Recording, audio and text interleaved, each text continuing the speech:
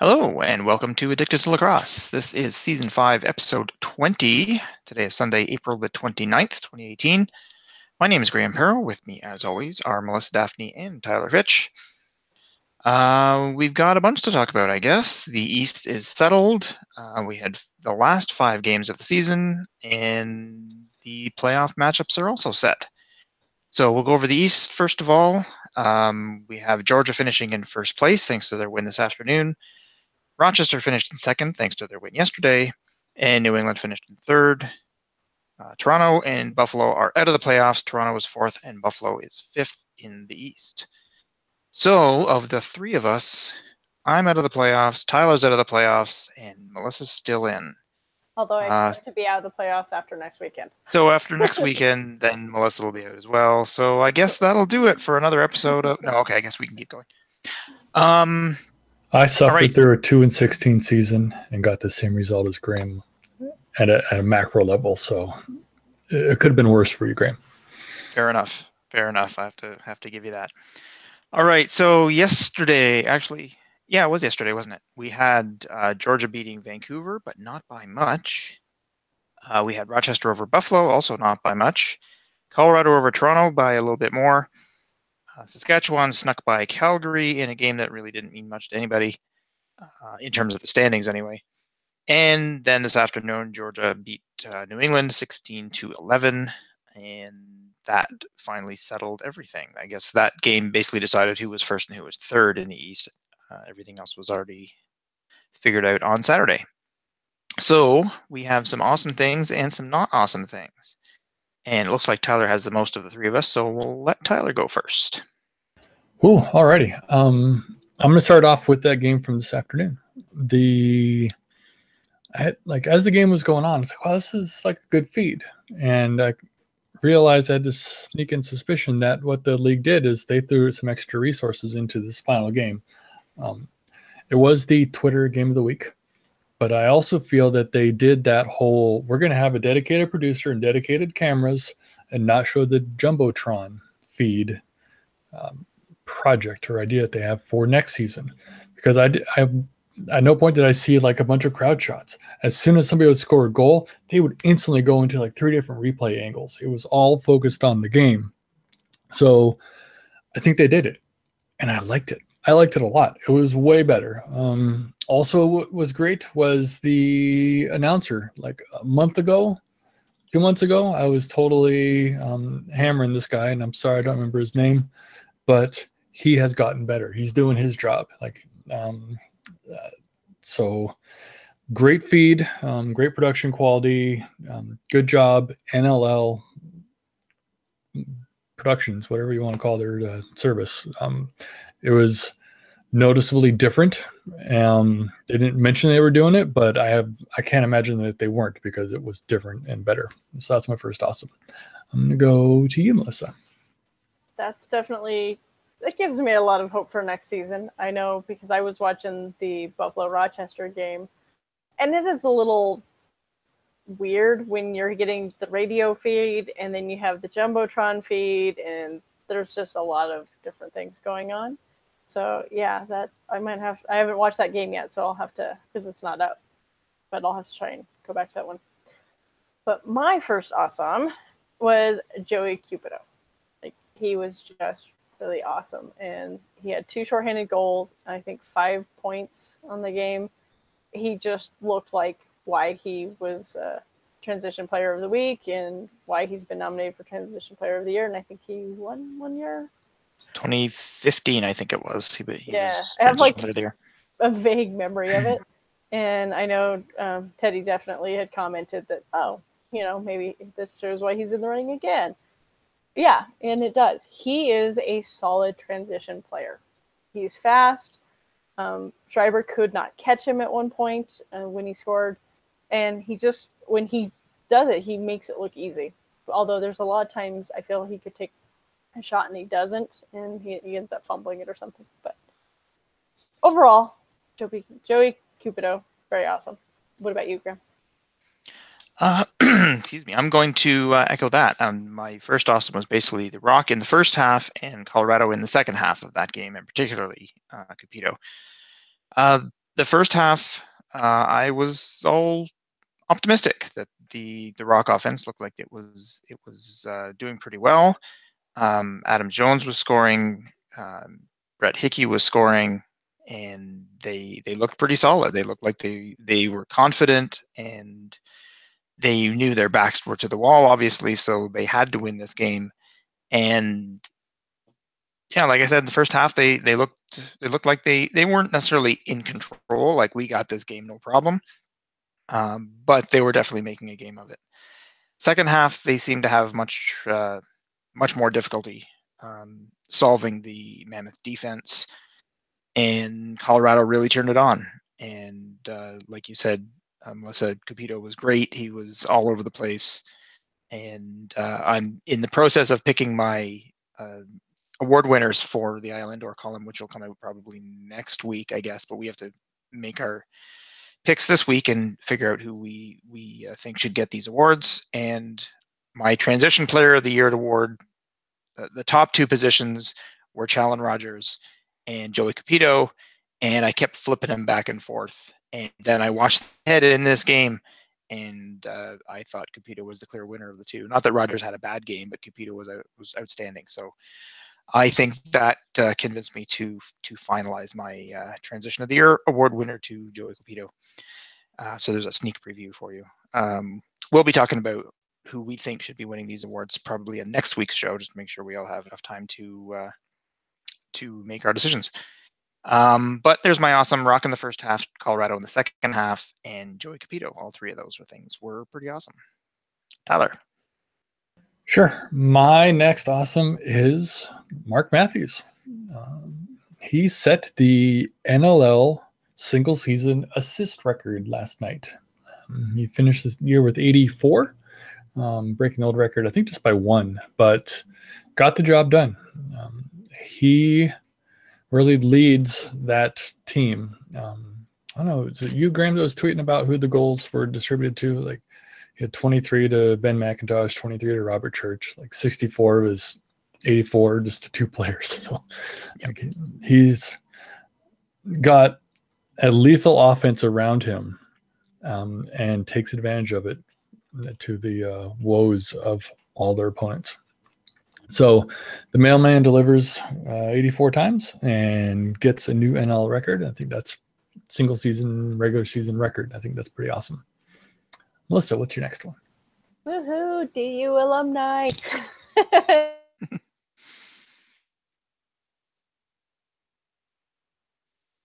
Celebration was too much. No. Okay, well, I guess I'll go next. Oh, no, we got Melissa back. Good. Oh, no, did I drop? Okay. As soon as you said DU alumni, it just froze because it was so exciting. It was so exciting. So Mark Matthews is actually one of the few college players I really knew, and that was because he was local, and so he was really exciting to watch. But that's not my next awesome. My next awesome was the Mammoth having four short-handed goals, which, considering how frustrating their power play can be, the fact they were able to kind of do it on the reverse was pretty crazy. And to have four of them, not just one, was really crazy. So that was awesome. Of course, I have the flip as the not awesome, but we'll just go with the not awesome for right now. What about you, Graham? All right, my second awesome is, believe it or not, the Vancouver Stealth. It's not often that a 2-16 team gets an awesome, but I'm going to give them one this week because they lost to the Swarm, but they didn't get destroyed by the Swarm. And as I was thinking during the game, we have the defending champs playing for a playoff spot, so an awfully meaningful game for them, versus a team that's 2-15 and long out of the playoffs in a game that means nothing. And not only are they close, but Vancouver was winning 7-2 at one point. And so this is not what I expected at all. And Georgia turned it on in the second half, and I didn't really see any of this game, but just going by tweets that I saw and the score sheet and stuff like that. So Georgia kind of turned it on in the second half and ended up tying the game. Vancouver took the lead again, and then Georgia took it back, but Vancouver tied it up in the third. So it kept going back and forth. Sounds like the Stealth made more than made a game of it, but eventually ended up on the losing end of it, which I guess is kind of what we expected in the first place. But the fact that they played really hard in that game, which really meant nothing to them, was impressive. So I'm going to give some props to the Vancouver Stealth. Tyler, you're next. Yes. My next one is not NL specific, but it does have a box lacrosse angle. And it gets back to NL ending. But the Lax All Stars Twitter feed, I don't know if they're doing it purely on Twitter, if they're doing other mechanisms, but for the last few days, they've just been streaming tons of lacrosse games. Starting off with the Alex Rabeski Memorial Tournament from Radovan, Czech Republic, which is a great international box lacrosse tournament that they hold on this beautiful outdoor turf rink. They have great players, former NLL players, Chad Culp and Gavin Proud are there. And those are like, there are talented people playing in this tournament. And the Lax All Stars just put it on like a Twitter live feed. And so I can just, every time, like since Thursday, I've been scrolling through Twitter. I'm going to see a Lax All Stars and there's some sort of game. Like, oh, there's some team from England versus some team from Canada. I don't even know where their opponent was. But you just, boom, I can watch them box across right now. Yesterday, Lax All Stars kept going, but they were doing the MCLA field lacrosse tournaments. And the MCLA is basically the non-Division 1, 2, or 3 collegiate teams, club teams, people who just, they want to play. And that's what I played in college. I went to a small school in Oregon. It's not going to be an NC2A Division 1, 2, or 3 school, but it's just club ball. And I got to watch the CU Denver, Colorado University Denver versus Montana State, which was the championship game of the Rocky Mountain Collegiate Lacrosse League, or the Rocky Mountain Lacrosse League, Division 2. And I got to watch half that game. And how does this tie back into what we're doing today? The coach at Montana State is a guy named Chris Kelly, who I played against a long time ago in the Oregon-Washington Recreational League for adults. And Chris was one of the ticket agents for the Washington Stealth when the team was up there. So I've known Chris a long while.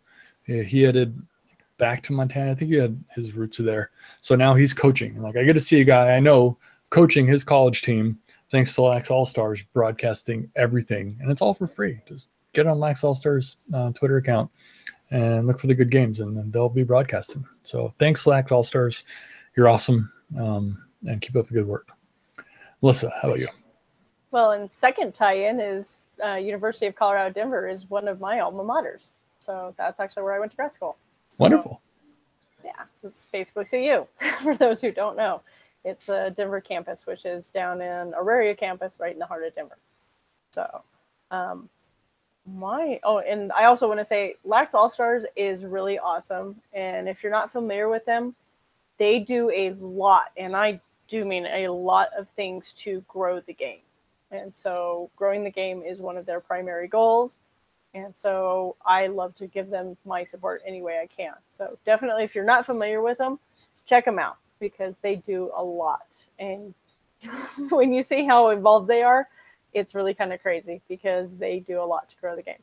So that's my 2 cents on that. But my next awesome is just the fact that we had a really awesome weekend of games. We talked last week that it was really hard to believe how almost all the games were blowouts because there was so much riding on the line and we were expecting really tight games. And this weekend, that's exactly what we got.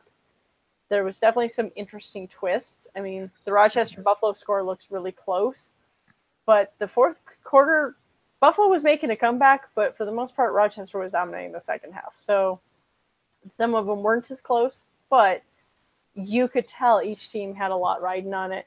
It was awesome. The games were intense. It was a good weekend of lacrosse. I can't wait for the playoffs next week. What about you, Graham? I'm actually all out of awesomes. I watched the Toronto Colorado game, and I watched bits of the Buffalo Rochester game and bits of the. Did I watch? Actually, I don't think I saw any of the Vancouver Georgia game, and I didn't see the game today either. So I only really have one game to go by, and so I'm all out of awesomes now. So Tyler, you can take it from here. I'm also out of awesomes that I wrote down, and I can't think of any off the top of my head. So Melissa, back to you. Okay, so I had a couple of quick ones. Josh Byrne broke the Bandits all-time rookie scoring record, I think it was. Unfortunately, I wasn't near my computer, so I couldn't rewind it, so I might be a little fuzzy. But it was something that Darren Keenan set in the 90s, I think 92. 92, yeah. So that was pretty big, although Graham mentioned that Keenan did it in 8 games, where it took Josh Byrne 16. So you have to take the record breaking a little bit with a grain of salt, but the fact that it lasted this long is still really impressive. So we'll go with, hey, that's really awesome. And my other one, which kind of ties into next week in case we have any Calgary fans making the trip to Denver for that playoff game. Denver's weather this weekend was absolutely gorgeous.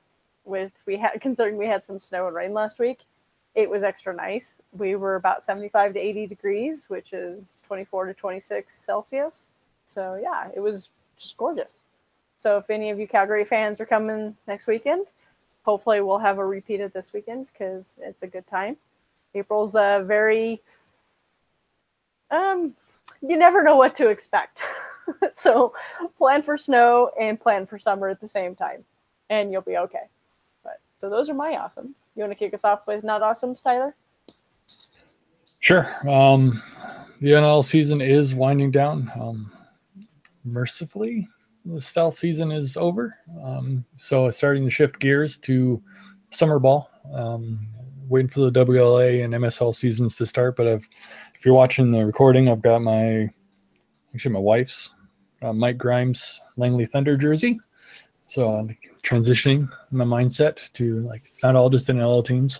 We obviously don't keep recording the show in the summer because we're not masochists, but there's still plenty more lacrosse to come. Even as the NL season winds down, others are starting up. So yay, summer ball will start soon, but it's not awesome that it hasn't started yet.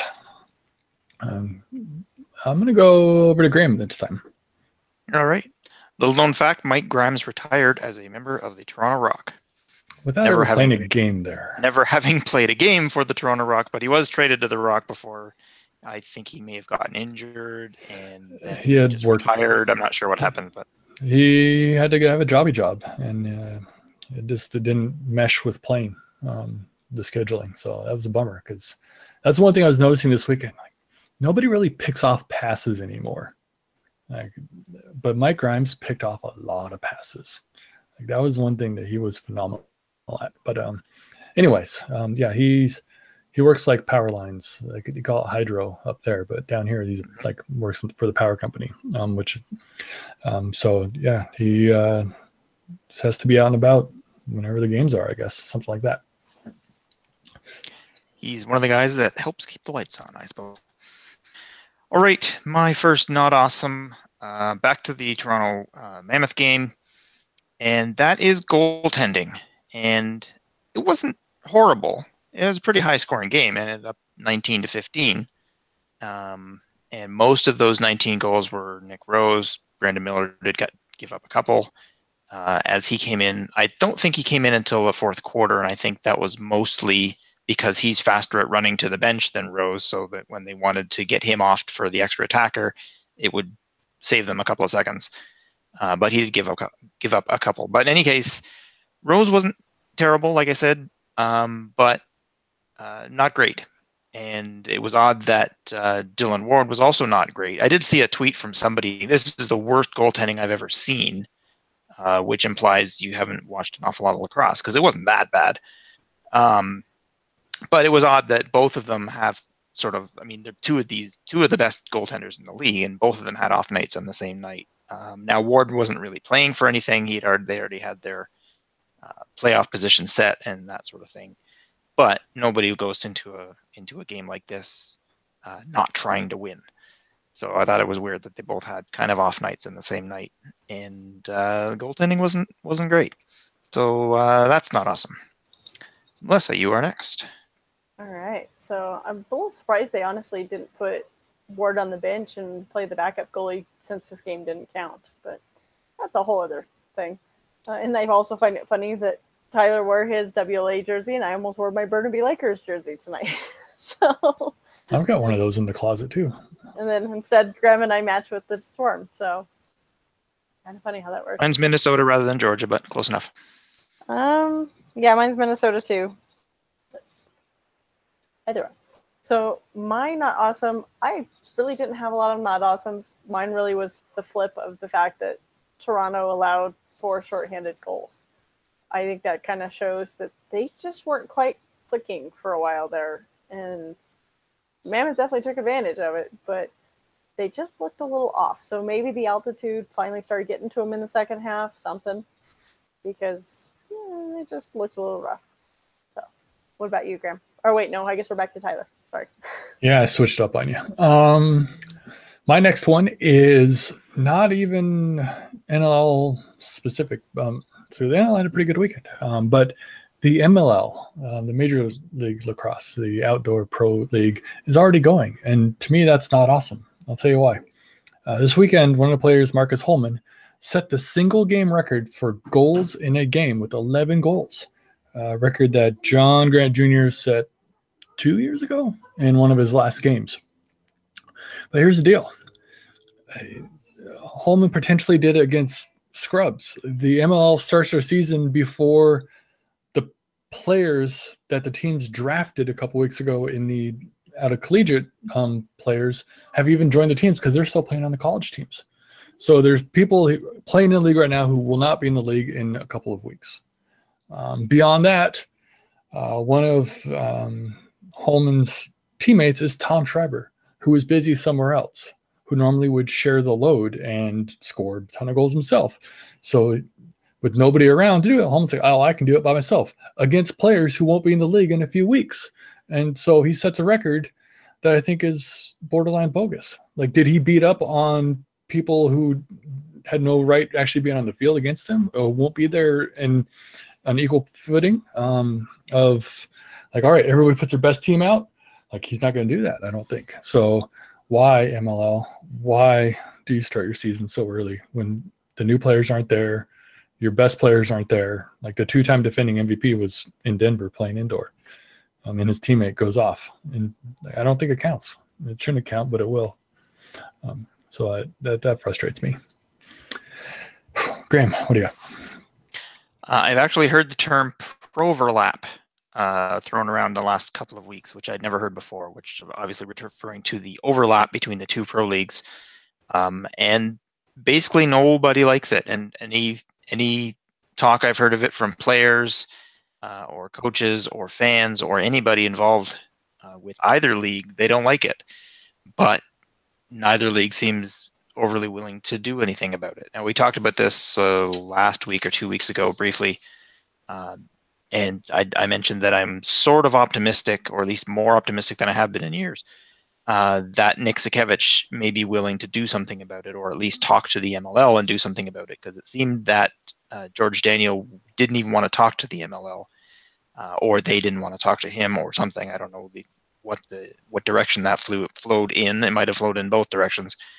But Sakevich seems more likely to go to the MLL and say, yeah, maybe you didn't like him, maybe you don't like our league, but we're both lacrosse leagues, and it makes no sense at all that we should be fighting. It makes no sense at all that we should be competing against each other when we could be working together to not only grow the game, but each of us help to grow the other league, and everybody wins.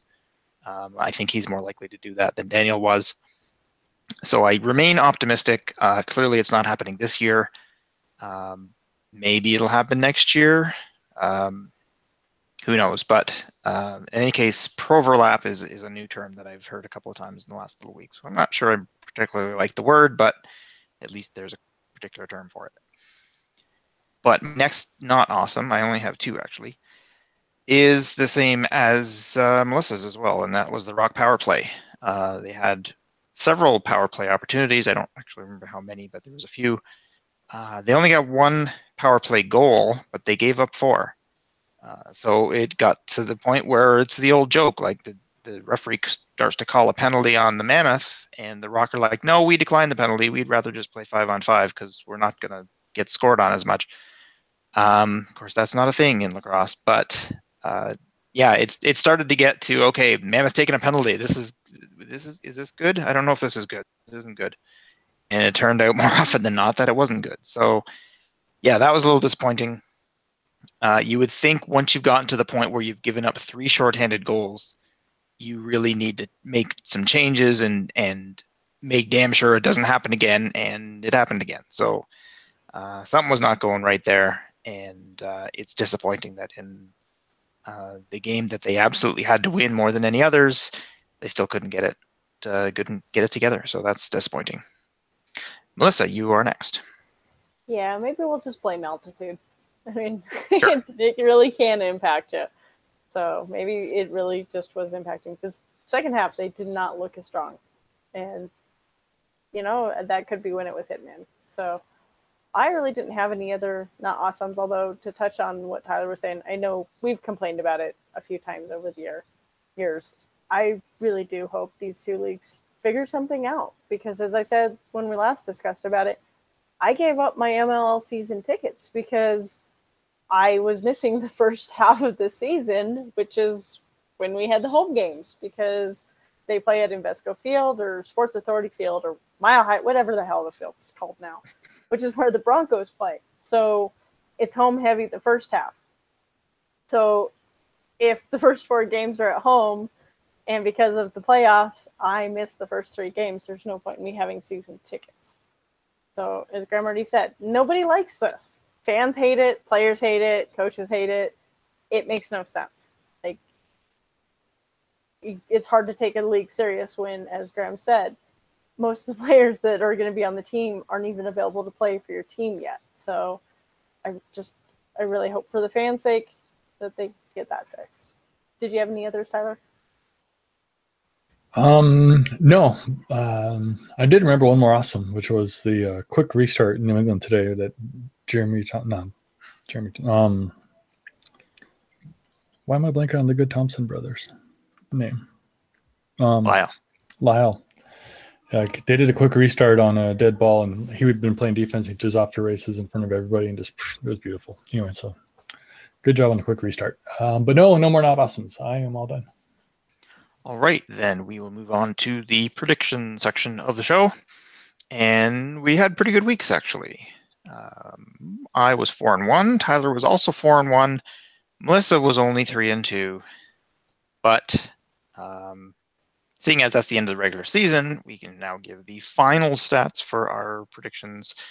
And even at 3-2, Melissa was way in front at 51-30, which is a 63% success ratio, I suppose. I was second at 58%. Went 4-1 last week, and I was 47-34 overall. Tyler was also 4-1, and that brought him to the 500 mark. So 39-39. That's a load off of Tyler's mind. So look at that. All 3 of us are above 500, and are at or above 500, which is good. So we have only 2 games next week. I guess we're basically only 3 predictions left, or 3 weeks left. So they'll have the division semifinals with 2 games. Obviously, we'll have the division finals after that, which will be somebody at Saskatchewan and somebody at Georgia. And then we'll have the finals after that. And what we've done in the past is just give our prediction for the series, like who will win the series rather than each individual game. And if you want to say how many games are going to win it in, then we can do that too. But I don't think we've done that in the past. This week it's going to be somebody in 1. And Melissa, you are our champion for the regular season, so you get the honor of going first. All right. So I'm going to go with Rochester over New England. They both been very inconsistent teams, so I think either choice is pretty much equal. But I think New England's just not quite as strong right now as Rochester, so I have less confidence in them. So we'll go with Rochester. And with Calgary at Colorado, it's a little tough because you can't say that Calgary's been playing spectacular. Colorado certainly had its issues, but for whatever reason it is, Colorado is 1-7 against Calgary in the playoffs. And Colorado has not made it past the first round in the playoffs since 2006. So to say my confidence is low for this game is probably an understatement. I would love to go in and be like, rah, rah, rah. My team's going to finally do it. I just don't have that confidence. So I am going to pick Calgary. What about you, Tyler? All right. I'm picking Rochester to win the first game. Aaron Bold, like a week ago, he was the number one star for the week. Like not even for the game, like for the week on the Isle Indoor. And then today, he just laid an egg. Like Georgia tore apart. You don't know. There's no consistency there to give me confidence. I like Matt Vince as far as being a consistent production level. Jake Withers making a huge difference, getting possessions for Rochester. And their offense is clicking phenomenally, even without Dan Dawson. So I'm picking Rochester to win that game. Next one, Colorado. Calgary always beats them in the playoffs. I don't know why. But to me, Colorado is the better team. Again, if you look at matchups, I picked Dylan Ward over Christian Del Bianco for sure. Colorado kind of no-name defense, but they're phenomenal at times. And their offense clicks. Like they have a teamwork. Like it's not just Curtis Dixon, Dane Dobie, and some other people. It's multiple offensive threats that can beat you at any point. So I'm picking Colorado, and I don't have much confidence in it. Graham, how about you? All right. I'm going to go with Rochester over New England as well and make it a clean sweep for the three of us. I took a look and I had a feeling that Rochester had been more successful of late than New England. And so it looks that I looked at both have been sort of inconsistent, but Rochester has been inconsistent over the whole season, whereas New England is more localized, if that makes any sense. At one point, Rochester lost 6 in a row, including 2 to the Black Wolves, and they were 2-6 on the season. Since then, they are 7-2. So, 8-2 since then. So they've really turned it on in the second half. Once they got rid of that horrible cancer, Dan Dawson, who's like screwing up their offense. And I say that with as much facetiousness as I can possibly get. But taking him out of the lineup seemed to help. And so, yeah, they've just been really strong. Now, one of those 2 losses in the last couple of weeks was to the Black Wolves. So that may indicate an issue there. But the Black Wolves have lost 5 of their last 8. And yeah, so it's just more inconsistent on the New England side. So I'm going to go for Rochester. Calgary, Colorado, and I went back and forth on this one as well. I tried to do the same sort of thing and look to see what each team has done lately to see if they're on a hot streak or not, because this is a good time of the year to be on a hot streak. And it looks like, which one is this? This is Calgary. Have won only 3 games in their last 6, but all 3 wins were over either Vancouver or Buffalo, neither of which is a playoff team. And they lost one of those to the Rock, also a non-playoff team. If you look at the Mammoth, they have only won twice in their last 6 games, and both of those were over the Rock, a non-playoff team. And their previous win before that was the Stealth, also a non-playoff team, and they lost once to the Stealth. So, as Tyler was saying before the show started, if you prey on the weak, but if you can't beat anybody else, it doesn't really mean much. So we can't really go by that.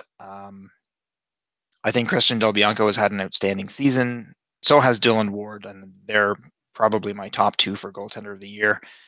I might give the edge to Del Bianco just because he's more exciting to watch, because he's more, I don't know if he's more athletic, but he moves around a lot more than Dylan Ward does. And it's something you don't really see an awful lot in the NLL as a goalie that moves around as much as Del Bianco does.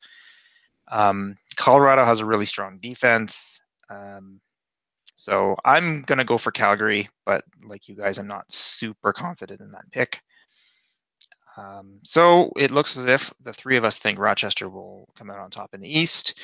and 2 of the 3 of us think Calgary will come out on top in the West, but like I said, it sounds like none of the 3 of us are really confident in that pick. So next week, we will have those 2 games to discuss. We will hopefully have some time to get to our award winners, or our choices for the awards. We'll probably look at MVP, goalie of the year, and rookie of the year. And if we have particular picks for transition player or defender of the year or coach of the year, or any of the others that we feel like, we will throw those in as well. Other than that, I guess that will do it for the regular season of Addicted to Lacrosse. And next week, we'll start the playoff edition. So for Tyler and Melissa, I'm Graham.